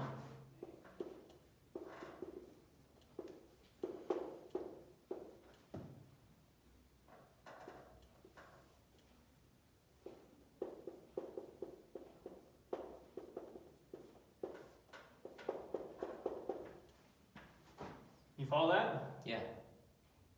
Okay, now we go way, way back to our limit rules. The limit of a quotient is the quotient of the limits, as long as this thing never goes to 0, and it never goes to 0, because f of x never quite reaches f of x naught, and x never quite reaches x naught. How do we know that? Well, actually, good point. Let's argue that first, because I still have y goes to y naught here. So we have y equals f of x naught, where y is 1 to 1, because obviously this only works where the function is 1 to 1. Yeah. Okay, so here's the next thing that I need to argue. I need to argue that the limit as y goes to y naught is logically equivalent to the limit as x approaches x naught. Well, if it's 1 to 1, then yeah. And if it's 1 to 1, that is the case. So let me show you where it's not the case, and then show you where it is the case, and see why 1 to 1 helps. So let's go back to a parabola where this isn't the case. Pick a y naught, any y naught you want. Here's y naught. You with me? Mm-hmm. Well, what's the x that gives us that y naught? Here's x naught. You with me? Mm-hmm. Now, as x approaches x naught, it is the case that our y approaches y naught, right? Yeah. But notice, as y approaches y naught, it's not necessarily the case that x approaches x naught. Because I could have y approaches y naught from over here. So I could be having x approaching a as y approaches y naught. That makes sense. So this is the bad case. But if we get rid of this half of the function, then now it is the case, as y approaches y naught, x approaches x naught, if the function is 1 to 1. Mm-hmm. So since our function is 1 to 1, then the limit as y approaches y naught is the same thing as the limit as x approaches x naught. And now I can rewrite this, so this whole thing, again, is equal to the limit as x approaches x naught of 1 over f of x minus f of x naught divided by x minus x naught. Remember, as we're taking a limit as x approaches x naught, it never quite gets there. Mm-hmm. It just gets arbitrarily close. So this is never actually 0. And since the function is 1 to 1, that is never actually 0, because these can never actually be the same value. Yeah. Because the only time these are the same value is when these are the same value. But these are never the same value. So these are never the same value. So we're never dividing by 0, so we're fine. So now this is equal to, we can take the limit of the top and the bottom. What's the limit of the top? Just 1. 1. Limit of constant is constant. What's the limit of the bottom?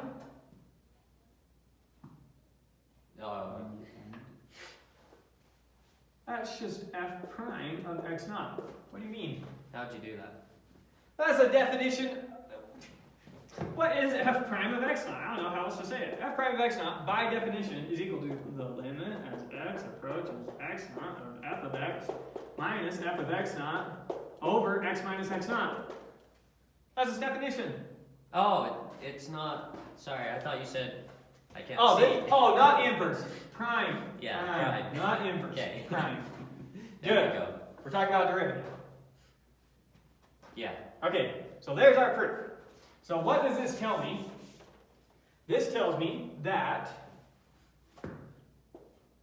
the derivative of my inverse function, sorry, try and make my primes a little better, make them more dramatic. The derivative of my inverse function at the point y naught is equal to 1 over f prime. Notice that this is f. This was inverse. This was our initial function. Mm-hmm. F prime at x naught. Now, danger, danger, danger. That's x naught, that's y naught. These are not the same points. If you want to use the same point both times, we need to rewrite x naught in terms of y naught. And what is x naught?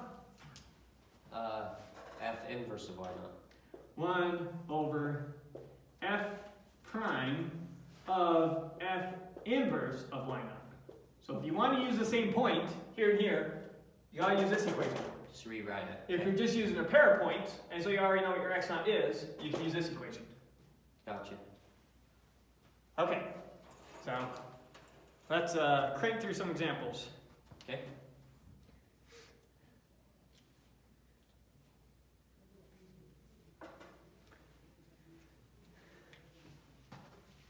So we have the function.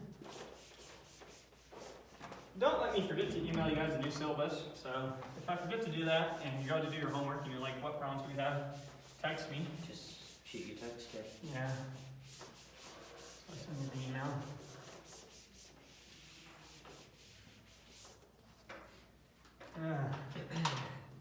We tried this screen. Can you see that? Yeah. Looks okay? Alright. So, let's see. We have f of x is equal to x naught. Or f of x is equal to x squared. Oh, my mouth does not line up with my brain. Where x is greater than 0. Mm-hmm. So notice the function is 1 to 1, where x is greater than 0, so we can use this formula. We can only use this formula where the function is 1 to 1 because it uses an inverse function, and an inverse function only exists if the function is 1 to 1. Okay.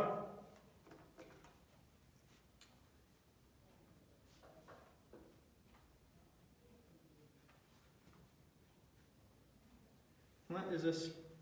Oh, they just want to validate the formula. Okay, so we're just going to validate this theorem with this as our example. So here's f of x. Really quick, what is f prime of x? 2x. 2x. Now, what is the inverse of x? Root x. Root x, I'm going to say x to the 1/2. Mm-hmm. Now, what is, oops, that was inverse. What is f inverse prime of x?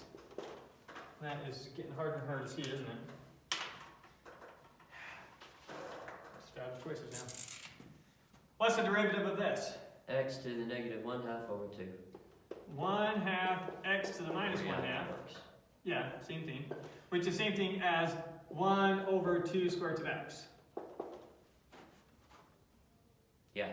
Good? Now I'm going to use this formula to calculate the exact same thing. Okay. And it better come out this way, or we did something wrong. You with me? Okay. So that formula says that f inverse prime at x is equal to 1 over f prime of f inverse of the thing that we're solving for. So these two things need to be the same thing. If I have an x here, I need an x here, right? Okay. So of f inverse of x. What's f inverse of x? X to the 1/2. So root x, or that Or works. square root of x, right? Mm-hmm. So finally, when we plug x to the 1/2 in for f prime, what do we get? Just 2x. 2x. 2 square root of x. Yeah. So it's 1 over 2 square root of x. Oh. So it gives us the same thing. So that's all he was doing in this example with nice, simple equations validating, hey, our formula works. Look at that, our proof worked. Lo and behold. So why are we doing it this complex way when we can just do it that Sometimes simple? doing it this way Doesn't is work. harder or doesn't work. Gotcha. So let's look at another example.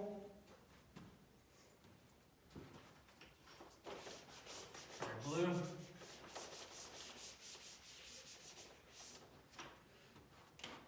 So we have f of x is equal to x cubed minus 2.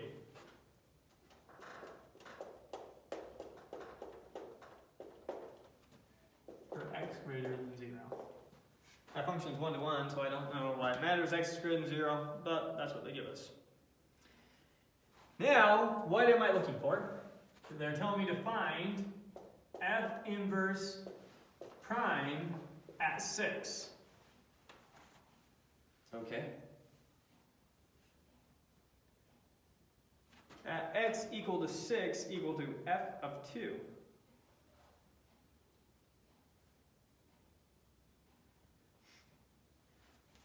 Okay. So they're also telling me f of 2 equals 6, but here's what we're looking for. You with me? Now look, I don't want to figure out what the inverse of that thing is. It's way easier to look at that thing's derivative, Yeah. right? Mm-hmm. So, now really quick, let me make sure that we see something. I know that f of 2 is equal to what? 6. 6. So I know that f inverse of 6 is equal to 2. 2. So I don't even need to know what that function is to still get some information that I need, Yeah. right?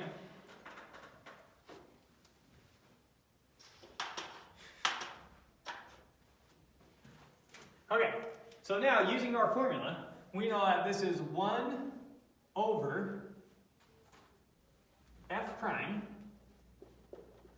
of f inverse of 6. What is f inverse of 6? 2. 2. So just f prime of 2. So I just need to figure out what f prime is, plug 2 in, and I'm done. Don't even need the function. So we don't even need the inverse function. That's the beauty of it. Oh. So this just skips the inverse function. It makes so that you can find the slope of the inverse function without ever having to know what the inverse function was at a point. That makes sense. Okay, so really quick, what is f prime of x? 3x Squared. squared. Okay, so plug 2 into that, and what do we get?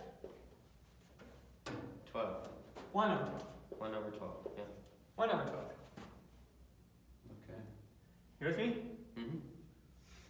So, the slope of the inverse function at 6 is 1 over the slope of our initial function at 2. Yep. 2, 6 was on f, 6, 2 was on f inverse. So the slope at the point 6, 2 on this is 1 over the slope at the point 2, 6 on this. Sorry, I'm pointing at the wrong thing. Yeah. Make sense? Okay. Yeah. That's what we expect. We expect them to be reciprocals of each other. Okay. And that was it. Not too bad. Good time. So that's it for inverse functions.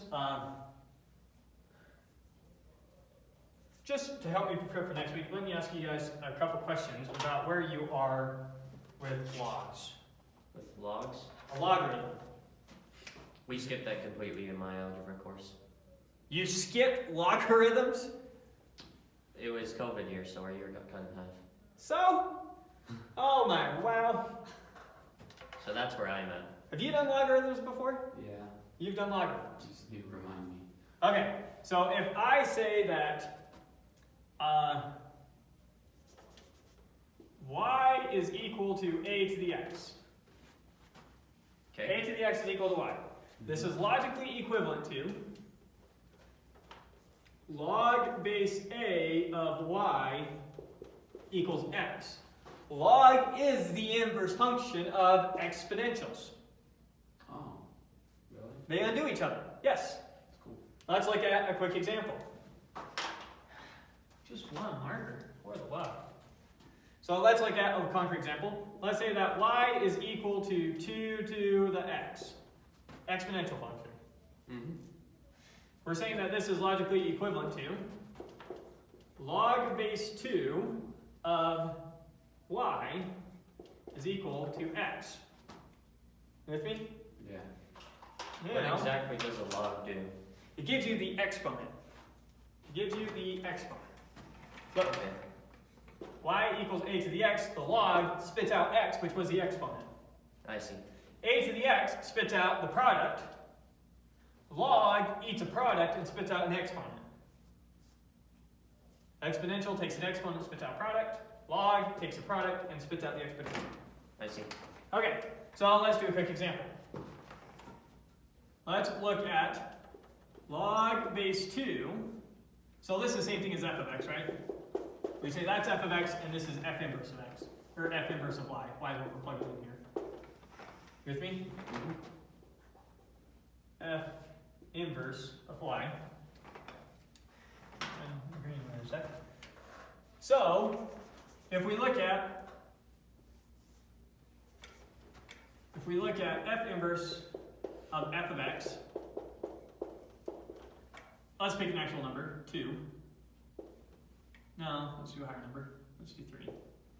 That's equal to f of 3. This is the same thing as f inverse is the same thing as log base 2 of 2 to the 3. You with me? Mm-hmm. Okay, what does a log do? It gives you the exponent of that product when this is the base. Okay. So it gives you 3. Here, we should have just done some logs first before I did that. Let's just calculate some logs really quick, and then I think that'll help your division. Let's look at log base 3 of 27 really quick. What's that equal to? 3. 3. Because 3 to the 3 is what gives you 27. Mm-hmm. Let's look at log base 2 of 32. It's just 2, is it not? No. 2 to what power gives you 32? Oh, 5. 5. Oh, that's right. So when I plug 32 in here, it spit out 5. So then when I plug 5 into here, it spits out 32. Mm-hmm. I They see. undo each other. So that's what a logarithm is. And there's basic rules for logarithms, just like there's basic rules for exponents. Maybe I'll start next time with those rules. Because I cannot believe the way this author gives some of the definitions he does. What do you mean by that? So, E is, we'll give you an exact definition of E, but E is a number kind of like pi is a number. It's an irrational number, you can't write the whole thing, it gets approximately 2.7, whatever. The same way pi is approximately 3.14, whatever. You guys mean? Mm-hmm. We'll get an exact definition of E here in a second, but just some number. So when we do, turns out doing log base E is very useful of some number. Yeah. Turns out that's very useful and comes up all the time. And you're going to see it come up all the time when we go through physics. Okay. Because it comes up so much, we have a shortcut way of writing that, which we use natural log of x. Natural log of x, that's shorthand for that. Okay. This author's definition, before he even talks about E, he defines natural log of x is equal to the integral from 1 to x of 1 over t dt. That's his definition for natural log, rather than this definition for natural log. And it's because he's avoiding using E, and he doesn't want to give you E yet, and he wants to use natural log to define E instead of E to define natural log. Which is weird, is what you're saying? Which is like me saying, you ask me what's the definition of pi, and I say, that's the surface area of a sphere divided by 4r squared. And that's as its definition. It's like, okay, technically it's a valid definition, but that is a super contrived definition that makes the definition is not useful in a lot of circumstances. Okay. There's no way that you would be able to get from that definition that, okay, then 2r pi gives me the circumference around a circle. It's not a very useful definition. So it gives you this definition because it's easy and saves them some work, but it is, I can't believe that that actually happens. That is such an ugly definition. Okay. Because now, I mean, to use an integral to give this definition, you can give this definition to college algebra students. You can't do it this way and give it to college algebra students. He's already come across natural log probably, have you? All the time. See? And he's never seen this symbol before. It's the most useless, not the most useless, but, I mean, technically all definitions are equally valid as long as they're logically equivalent. But no, that is a garbage definition. And I can't believe the book does this. And the book goes and covers taking integrals of logarithms before it covers taking integrals of exponentials, and derivatives of logarithms before derivatives of exponentials, because of this definition, which is backwards. You start with exponentials, then do logarithms. And you should view a logarithm as the inverse of an exponential, not an exponential as the inverse of a logarithm. Yeah, that makes sense. So it's super broken. So I may be teaching them in backwards order from what the book has. The book does, so 7.2 is natural logs, and then 7.3 is exponentials. And he never even gives you, he does give you a definition of E in that he gives it to you from natural log, but not the real definition of E that everyone uses. So I'll give you the real definition. Huh? Okay. I can give it to you right now if you want. The definition of E is the limit as, am I going to mess this up? As x approaches infinity of 1 plus 1 over x to the x. Logically equivalent. E is equal to the limit as x approaches 0 of 1 plus x to the 1 over x. And you might have seen a formula that looks roughly like that, or roughly like that, without the limit there, because that's almost a compound interest formula. Oh, yeah. Wait, but if x is going to infinity, then isn't the limit just... Well, notice what's happening. Something weird's happening here. As x approaches infinity, what does this approach? 0. 0. So this whole thing is approaching 1. 1. And 1 times 1 times 1 times 1 infinitely many times is Just 1. 1. Kind of. So it's kind of weird to see exactly what's going on here. Okay. Is this getting bigger and bigger? Is it getting smaller and smaller? Is it approaching just one number? What is it doing? It's getting closer and closer to 2.7 e. Okay. Same, and you have the same problem going on here. you have 1 plus Nothing. almost nothing Almost nothing. going to 1 over almost nothing. really, really, really big, right? Mm-hmm. So this is approaching infinitely big, and this is getting closer and closer to 1. Infinitely small. Big. As x gets closer and closer to 0, 1 over x. Yeah, it goes up there. What? If I do 1 divided by 1 10,000. Oh, you're right. Okay. How many times can I divide 1 up into 10,000 pieces? How many times can I divide 1 into pieces that small? 10,000 times. However helps me count. Anyway, so here's the actual definition, or this. You can see how these are almost saying the exact same thing. Yeah. This is how it's useful. And then we'll see how that makes these other things true. Because that's the proper definition to use. One more cool way to see E, but there's, unfortunately, we can't do it in this class. I wish I could. But E is also equal to the sum from K equals, sorry, I need my limit. E, it starts out right so good, and just dies. The limit as n approaches infinity, K equal 1, K equals 0, to n of 1 over K factorial. Factorial. Yeah. Interesting. Okay. Is that a fact? So you can approximate this with, when you plug in 0, 0 factorial is 1, so it's 1 over 1 plus 1 factorial is 1, 1 over 1, plus 2 factorial is 2, plus 1 half, plus 1 sixth, plus 1 24th, What is a factorial? Oh, I see how plus that gets dot dot closer. dot. Yeah. Factorial? Factorial is shorthand for multiply all the integers up to that integer. So 3 factorial is equal to 3 times 2 times 1, or Yep. 6. 5 factorial is equal to 5 times 4 times 3 times 2 times 1, which is equal to 120. Did I do that right? Mm-hmm. It's just an exclamation, right? Yeah, it's just an exclamation point. One word gotcha with factorials. 0 factorial is defined to be 1, by definition. Okay.